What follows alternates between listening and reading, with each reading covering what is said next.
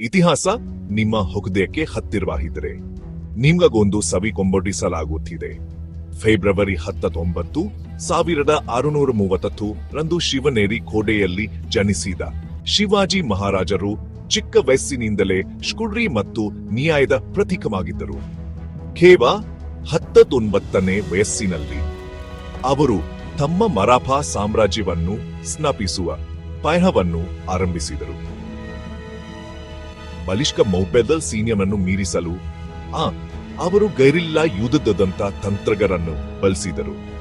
ಕೋಟೆಗಳನ್ನು ವಶಪಡಿಸಿಕೊಂಡು ತಮ್ಮ ರಾಜ್ಯವನ್ನು ಮಹಾರಾಷ್ಟ್ರ ಮತ್ತು ಅದರಾಚೆಗೆ ವಿಸ್ತರಿಸಿದರು.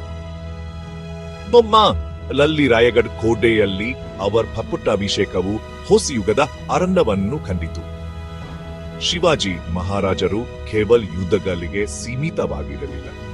ಅವರು ತೆರಿಗೆಗಳನ್ನು ಸುಧಾರಿಸಿದರು, ನ್ಯಾಯಯುತ ಆಡಳಿತವನ್ನು ಉತ್ತೇಜಿಸಿದರು ಮತ್ತು ರೈತರ ಹಕ್ಕುಗಳನ್ನು ಪ್ರತಿಪಾದಿಸಿದರು. ಅವರು ಭವ್ಯವಾದ ಕೋಟೆಗಳನ್ನು ನಿರ್ಮಿಸಿದರು, ಮೂಲ ಸೌಕರ್ಯವನ್ನು ಸುಧಾರಿಸಿದು ಮತ್ತು ಧಾರ್ಮಿಕ ಸಹಿಷ್ಣುತೆಗಾಗಿ ನಿಂತರು. ಇಂದು ಅವರ ಪರಂಪರೆಯನ್ನು ಭಕ್ತಿ ಮೆರವಣಿಗೆಗಳು ಮತ್ತು ಸಾಂಸ್ಕೃತಿಕ ಕಾರ್ಯಕ್ರಮಗಳೊಂದಿಗೆ ಆಚರಿಸಲಾಗುತ್ತದೆ. ವ್ಯಯ ಮತ್ತು ಸ್ವಾವಲಂಬನೆಗಾಗಿ ಹೋರಾಡಲು ಲಕ್ಷಾಂತರ ಜನರಿಗೆ ಸ್ಫೂರ್ತಿ ನೀಡುತ್ತದೆ. ಅವರ 50ನೇ ಜನ್ಮದಿನದಂದು ಭಾರತದ ಭವಿಷ್ಯವನ್ನು ರೂಪಿಸಿದ ನಾಯಕನನ್ನು ನೆನಪಿಸಿಕೊಳ್ಳೋಣ.